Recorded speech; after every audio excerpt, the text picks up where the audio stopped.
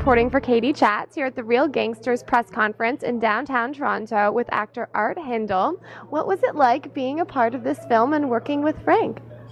It was one of the most incredible experiences I've ever had in my whole career.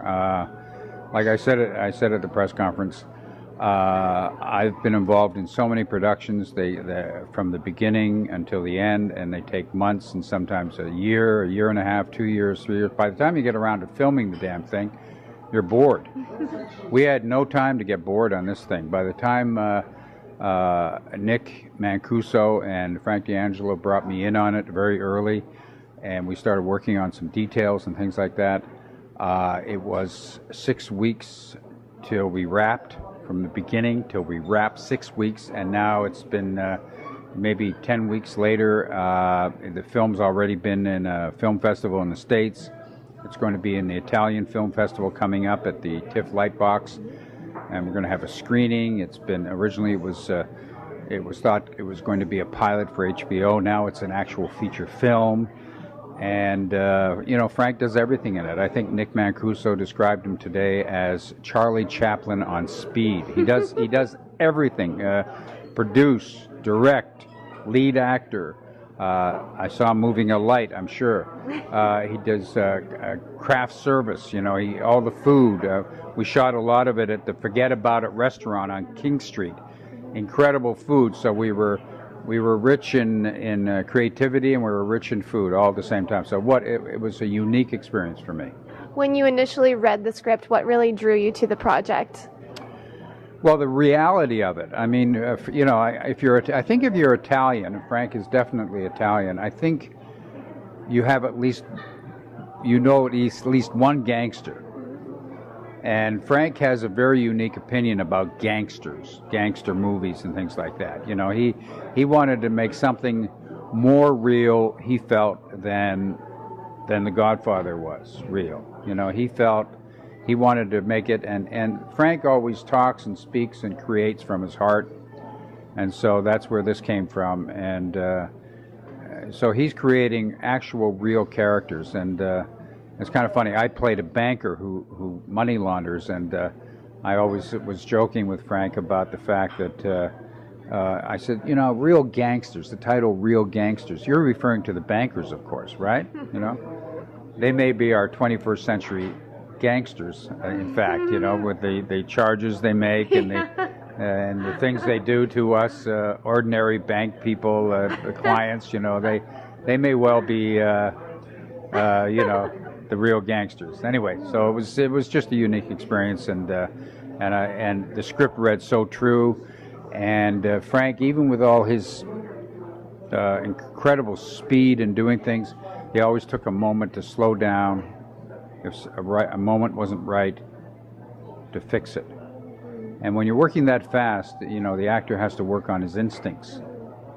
And actors love working on their instincts. That they can actually overthink things when they have time. So we were all working on our instincts. Tony Rosado and Nick Mancuso, and we had some Robert Loggia from the States, and he's coming up, and they're going to give him a Lifetime Achievement Award at the Italian Film Festival that's coming up. It's in Toronto now. So it was an exciting time all around. And what is a real gangster to you?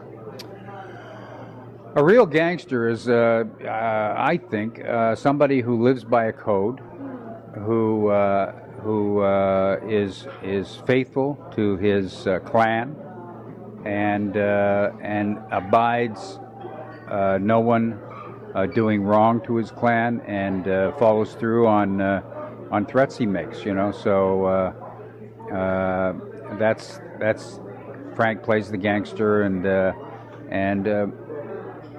there's a lot of violence in the movie, a lot of people getting bumped off and things like that. But every time somebody gets bumped off or gets tortured or whatever happens to them, we know they deserve it. So you can kind of relax in the sense that they're not hurting innocent people. And most gangsters don't really want to hurt innocent people. They just want respect, and so that's a big part of what motivates the gangsters in the movie. And what is the importance of Canadian film to you? Well, it showcases the incredible amount of talent we have in this country. I think Nick said it well at the press conference. He said that we have an incredible amount of talent here. We just don't have the money to promote it. We don't have the inclination to support our Canadian stars. And in films like this and so many other Canadian films, they prove themselves time and time again that we have this incredible talent base.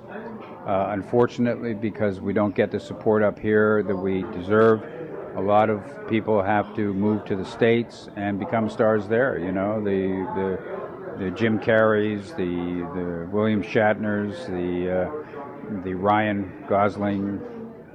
Ryan. I know him. Yeah. They have to leave this country. Just imagine if we had Rachel McAdams staying here and we could do film after film, Canadian film after film, tell our Canadian stories. We have so many fabulous Canadian stories to tell, but we just don't seem to get the support both from the producers that we need to, from the federal government that we need to, and hopefully that'll change, and maybe this film will lead people to start thinking differently. And what projects do you have coming up next? I have an interesting thing I'm going to be doing for TIFF. They're having a big David Cronenberg thing. I think you probably heard about it. And we're going to be doing some special stuff around that. It's kind of special effects and all that kind of stuff, and it's going to be shown during TIFF, and it's very exciting. So I'm working on that right now. And where's the best place to find out more information on Real Gangsters and the Cronenberg project online? Just Google Real Gangsters, and they have a website, and the trailer is on YouTube under Real Gangsters, and the trailer is fantabulous, and it'll give you an excellent idea of what the film's about. It's just incredibly well done. And we can also check out tiff.net, right? And I guess TIFF.net, and there's a screening. It's screening at the Ontario Italian Film Festival coming up, I think, June 30th, 9 p.m. at the TIFF Lightbox. Don't miss it. Thank you so much, Art. Congratulations. And it was lovely talking to you. Always nice talking to you. Thank you. Thank you. I'm Katie Allman reporting for Katie Chats here at the Real Gangsters press conference in downtown Toronto.